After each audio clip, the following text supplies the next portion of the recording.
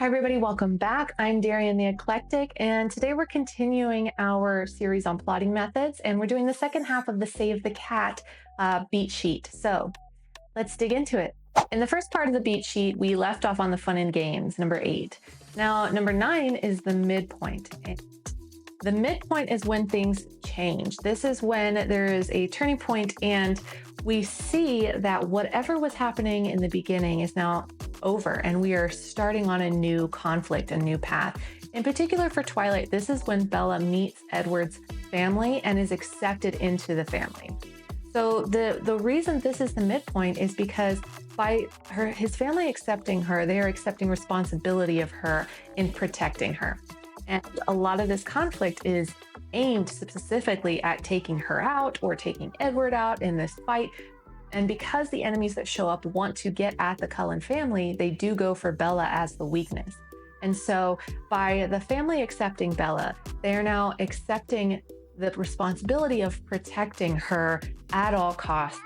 And so now is when she is enveloped into their family and she is further immersed into this paranormal world. The reason this is the midpoint is because this is really where that next part of the conflict kicks off. This first half of the story, we've been introduced to the relationships and the conflict that those relationships bring, the dangers between a human and a vampire and a werewolf, all trying to have this weird relationship together. But now comes the consequence of them accepting this relationship between the three of them, whatever that kind of is. It is that their enemies will show up and exploit their weaknesses.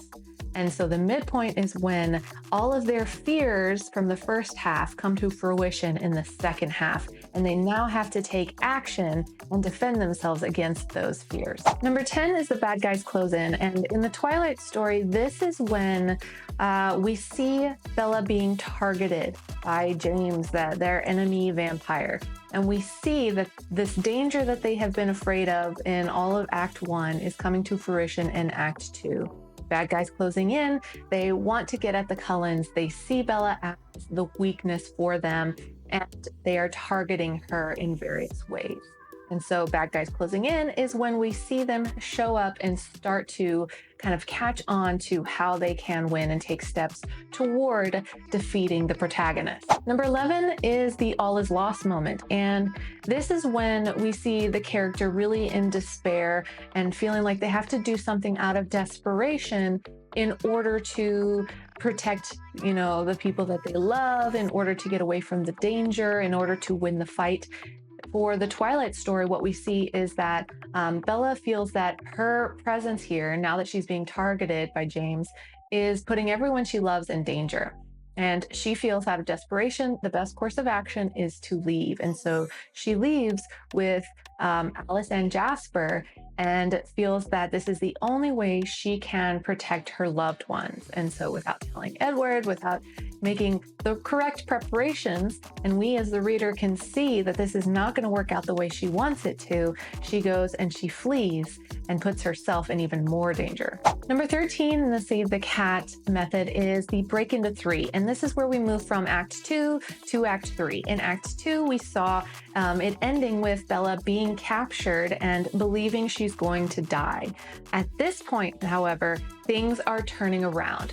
So we see when we move from Act 1 to Act 2 that there's that turning point. Things have changed in the way that the Cullen family has accepted Bella into their family in order to protect her. She's immersed further and her life is changing even more.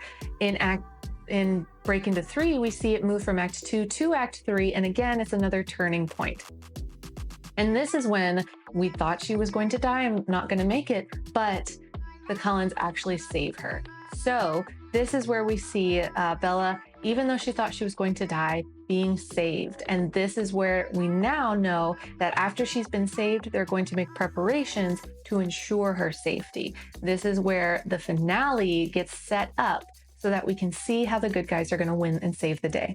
And then we move into the finale, and this is the big 1-2 punch where the Cullens defeat James, they save Bella, and she is in the hospital recovering. And because this is a romance story, we see them reaffirming their love for each other despite all of the dangers, committing fully to one another, regardless of what the outcome is going to be.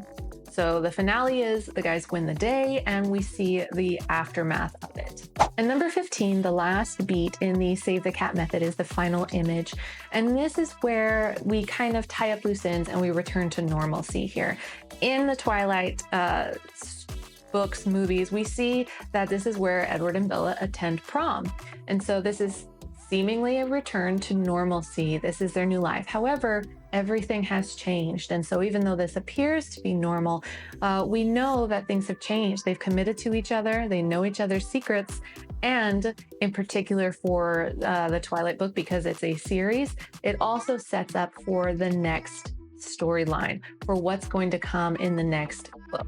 Now, that's the second half for the Save the Cat beat sheet story plotting method. If you haven't seen the first half, make sure you go and check that out. It'll be in the cards. And if you want to see other plotting methods, please let me know. I love geeking out about all the different outlining and plotting methods. So if you have a favorite one, let me know and I'll cover that one next. If there's any part of this you want to add to, let's keep the discussion going. Leave a comment down below. And if you enjoyed this and want to see more, make sure you like, subscribe, and hit that notification bell so that you're informed every time I make a new video. Thank you so much for watching, and I'll see you in the next one. Bye.